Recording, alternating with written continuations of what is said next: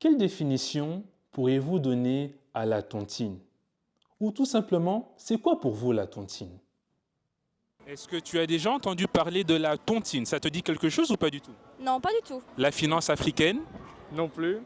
Franchement, je dirais que c'est une sorte de cotisation qu'un ensemble de personnes fait. Et à chaque cotisation, il y a une personne qui reçoit l'argent, quoi. لا ضغيط سيتون هي واحد الحاجه هي واحد الحاجه كنقدروا نديروها كجروب، كنتعاونوا مع بعضياتنا باش اننا كنقدروا نعملوا واحد الثمن، واحد نوصلوا لواحد البودجي كيكون جروب بحال واحد البيرسون ما يقدرش يوصل لذاك الثمن، نقدروا نعملوا اون ايكيب واحد كنقدروا ديك الساعه كنوصلوا لها هذا واحد الثمن. باغ اكزومبل انا خصني. Avant de définir ce qu'est réellement la tontine, faisons un bond dans le passé. Le passé nous donnera des éléments afin de mieux saisir ce concept. Alors tout ce que vous croyez savoir de la tontine, oubliez-le. Oubliez-le car nous allons procéder à une déconstruction afin de mieux vulgariser ce concept qu'on croit connaître. Alors vous êtes prêts?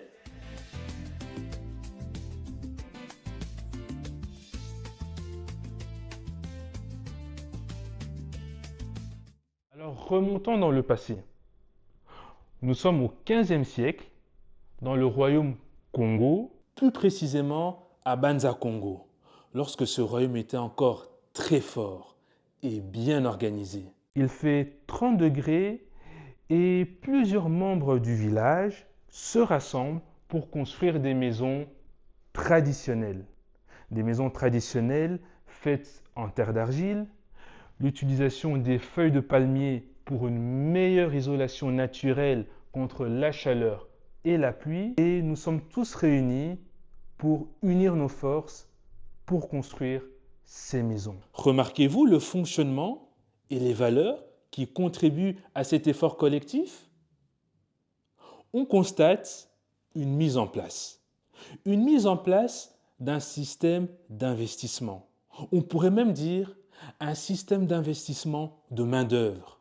Chaque être humain est au service d'un autre humain. Par exemple, aujourd'hui, c'est le village du Sud qui investit leur savoir-faire, leur temps, leur énergie pour construire les maisons traditionnelles du village du Nord. Mais dans quelques mois, ça sera au tour du village du Nord, à leur tour, de construire des maisons traditionnelles pour le village du Sud. En fait, tant que le village du Nord n'a pas encore remboursé sa main-d'œuvre, il reste encore débiteur de ce village.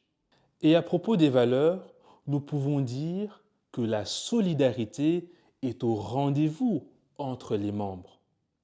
Et on peut imaginer que cela renforce les liens sociaux et culturels autour de ce beau royaume.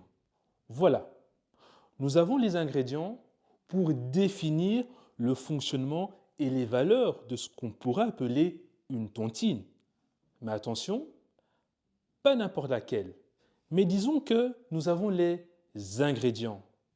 Eh bien, ces ingrédients nous amènent à dire que c'est un système d'investissement de travail avec un principe de rotation des membres autour des valeurs humaines hors circuit financier. Ne trouvez-vous pas que c'est bien ce que pourraient nous apprendre les constructions de ces maisons traditionnelles africaines? Le passé vient de nous montrer que ce qu'on pourrait qualifier d'une tontine a toujours existé. Quand les humains, voire les premiers humains, ont eu besoin de se mettre ensemble pour réaliser des projets collectifs ou individuels. Voilà les origines de ce beau fonctionnement de solidarité et de rotation des membres qui peut être considéré comme la première typologie de tontine que certains ont rebaptisé la tontine de travail. En parlant de tontine de travail, on pourrait aussi parler d'une autre typologie de tontine qu'est le troc. À la seule différence près, c'est que la tontine de troc est basée sur un échange réciproque des biens et de rotation des membres. Aujourd'hui, je te donne 30 bâtons de manioc, mais n'oublie pas que demain, tu dois me rembourser mes 30 bâtons de manioc ou mon équivalent. Sinon,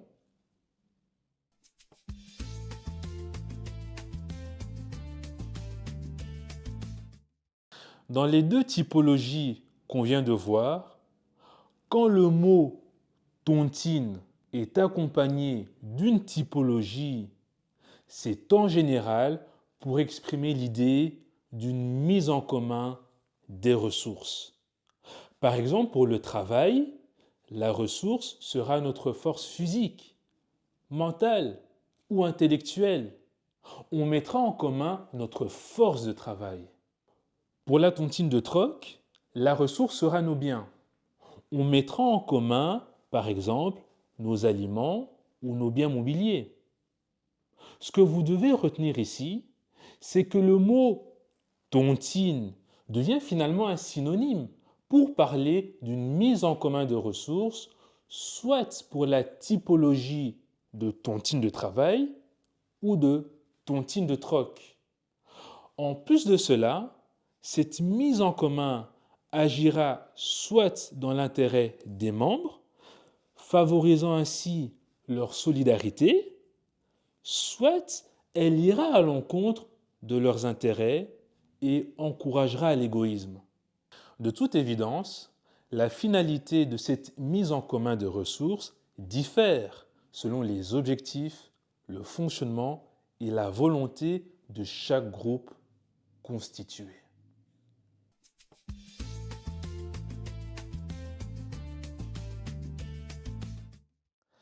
Après la tontine de travail, suivie de la tontine de troc, le monde a évolué vers une autre typologie qu'est la tontine d'argent.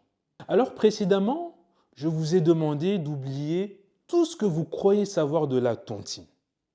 Maintenant, je vous demande de vous en rappeler. On va d'abord commencer par l'origine de ce mot. En réalité, d'où nous vient-il? De l'Afrique? De l'Europe? De l'Océanie? De l'Amérique? De l'Asie? Si je vous dis tonti, ce nom vous fait penser à quelle partie du monde? Alors, si je me suis bien fait comprendre, vous avez dû probablement penser à un nom d'origine italienne. Vous avez pensé à ça? Bingo.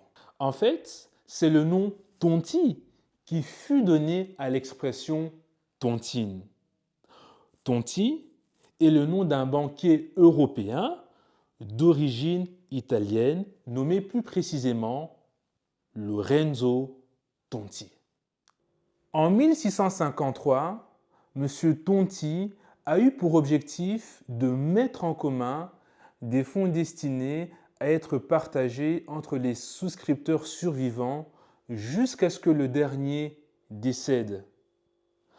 En termes simples, le profit des souscripteurs dépendait de leurs conditions de survie. Il faut rester vivant le plus longtemps possible pour espérer capitaliser sur la tête des membres. C'est un peu comme la loterie, mais sur la tête des membres qui ont cotisé. Et si tous les membres étaient morts avant l'échéance de leur contrat, à qui revenait le profit? À l'État, bien sûr. C'était quand même un petit filou, ce petit financier. Voilà le fonctionnement et l'origine de l'expression tontine de M. Tonti Lorenzo. Répétons. C'est ce nom qui fut utilisé et donné comme l'inventeur de cette loterie financière, la tontine de M. Tonti Lorenzo. De nos jours, la tontine a pris un peu la relève comme une forme d'assurance vie. Les fonds collectés des souscripteurs sont répartis à l'échéance commune entre les survivants. Il ne faut surtout pas mourir avant si vous souhaitez bénéficier de votre investissement. La particularité de la tontine réside dans le fait que les bénéfices et le capital sont répartis entre les survivant à la fin du contrat. En fait, c'est le Koh-Lanta du capital. Pour vous, la tontine de M. Tonti Lorenzo est-elle une mise en commun d'argent qui favorise les intérêts et la solidarité du groupe? À vous de tirer vos propres conclusions.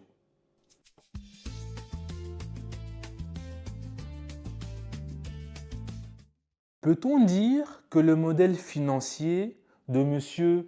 Tonti Lorenzo et son évolution vers une forme d'assurance vie est équivalent au système de financement des pays du Sud que nous appelons aussi couramment tontine?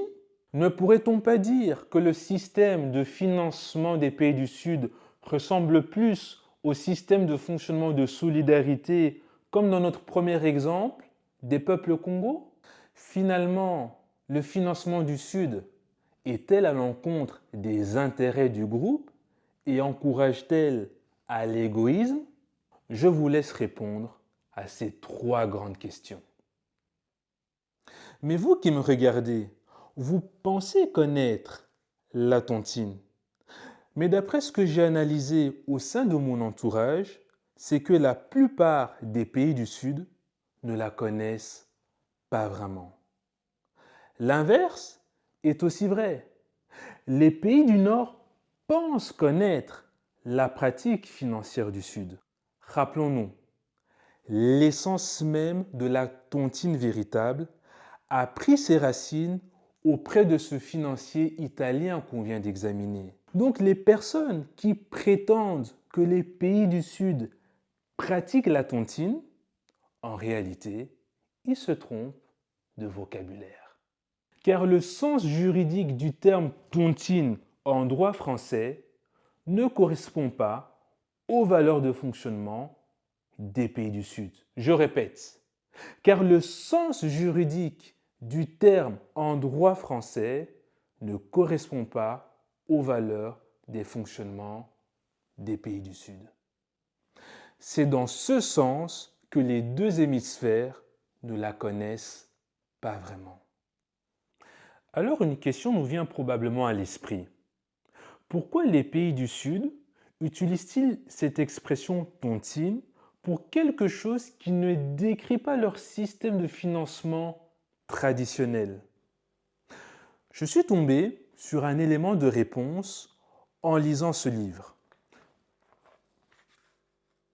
Bon, je dois vous avouer que pour avoir ce livre, j'ai galéré. J'ai dû envoyer ma belle-mère au fin fond du Cameroun. Bon, ça c'est pour la petite histoire, hein, c'est entre vous et moi. Chut. Mais qui dit ceci? Si le terme tontine est utilisé comme mot pour restituer la finance traditionnelle africaine, il le doit à la transcription dans la langue française d'origine latine, qui ne disposait dans son vocabulaire que ce terme pour véhiculer cette pratique africaine.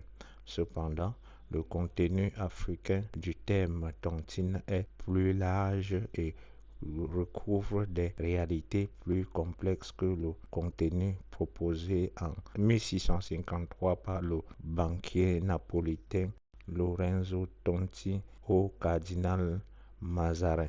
Vu que dans la langue française, il n'existait pas d'équivalent pour définir cette pratique financière du Sud, eh bien c'est l'expression tontine qui fut utilisée pour définir le système de financement des pays du Sud. Mais en réalité, la pratique financière du Sud propose des variantes de fonctionnement différentes que celles proposées par M. Tonti Lorenzo. Par exemple, l'une des variantes largement répandues dans les pays du Sud est celle-ci. Par exemple, 12 personnes cotisent tous les mois un montant qui a été décidé et validé par le groupe. La cotisation se fait à part égale entre les membres et chaque mois, un participant reçoit la somme accumulée. C'est un système qui fonctionne par rotation jusqu'à ce que la dernière personne reçoive sa part. Une fois fait, le cycle recommence. Bref, Chacun emprunte donc à son tour à condition de rembourser. On n'accumule aucun intérêt sur le prêt et il n'y a pas de contrat. L'économiste camerounais Moïse Nzemen a toujours réclamé une reconnaissance juridique de cette pratique financière du Sud et non une intervention des pouvoirs publics. Un bon entendeur salue. Alors c'est vrai, il y a plusieurs appellations locales de cette pratique. Par exemple, dans mon pays d'origine, la République démocratique du Congo, on parle de l'ikelimba. Il faut bien le dire, hein, l'ikelimba. Dans le pays d'origine de mon épouse, c'est le djangi ou la chwa. Mais dis-moi, comment appelle-t-on cette pratique dans ton pays d'origine? Laisse-le en commentaire, ça enrichira la communauté. Mais au niveau de la réglementation, y a-t-il un cadre juridique commun pour décrire ce financement exercé par les pays du Sud, un peu comme on pourrait le voir aujourd'hui pour le crowdfunding? Je n'ai pas encore trouvé la réponse. Et qui sait, peut-être qu'un jour ça viendra. Alors pour le moment, je préfère non pas parler de tontine, puisqu'on connaît l'origine et sa définition juridique, mais bien de tontine du Sud pour décrire le système de financement dans les pays du Sud.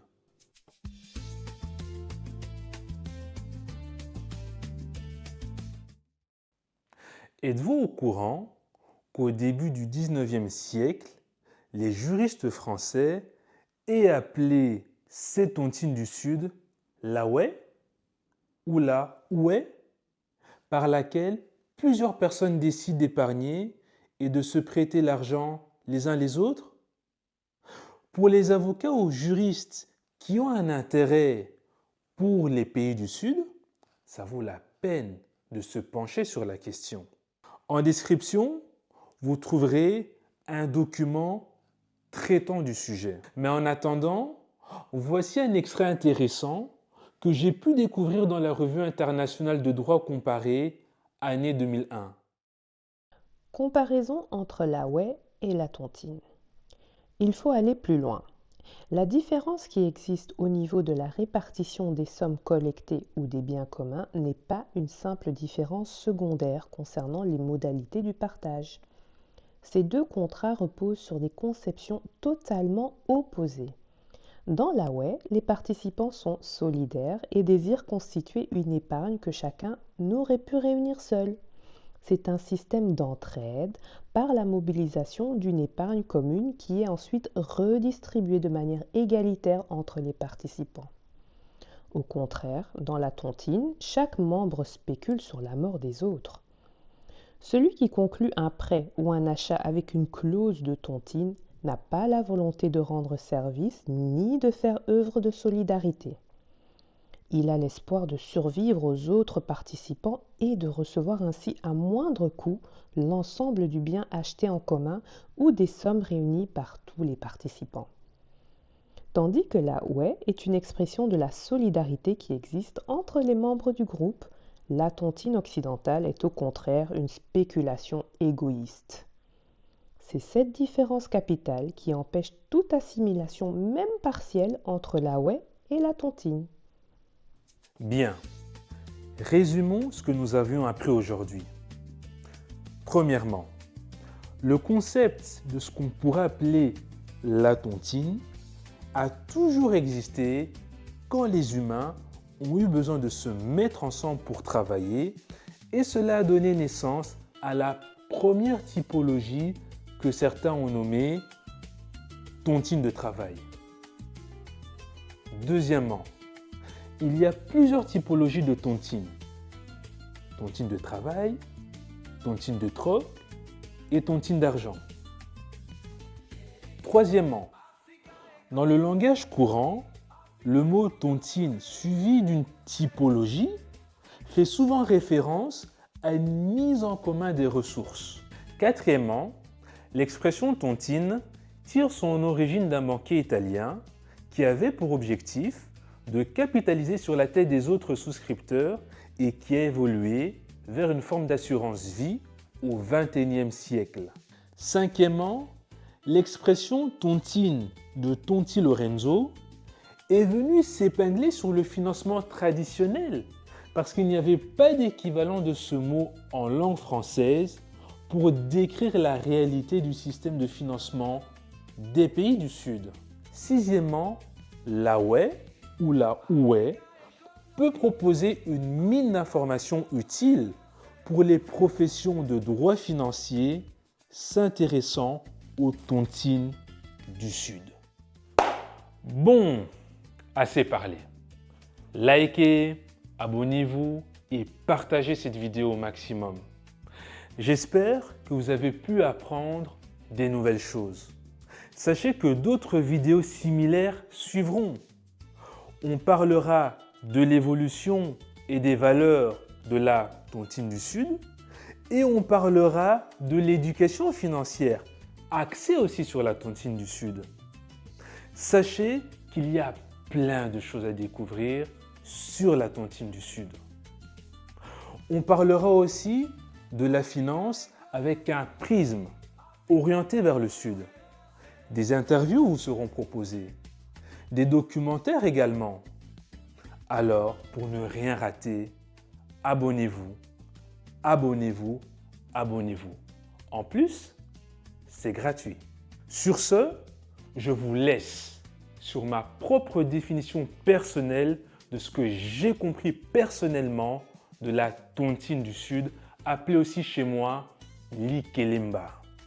Système de financement collaboratif reposant sur un principe de rotation des membres et sur des hautes valeurs morales permettant d'épargner pour soi-même ou pour les autres en vue de réaliser des projets dans un circuit financier.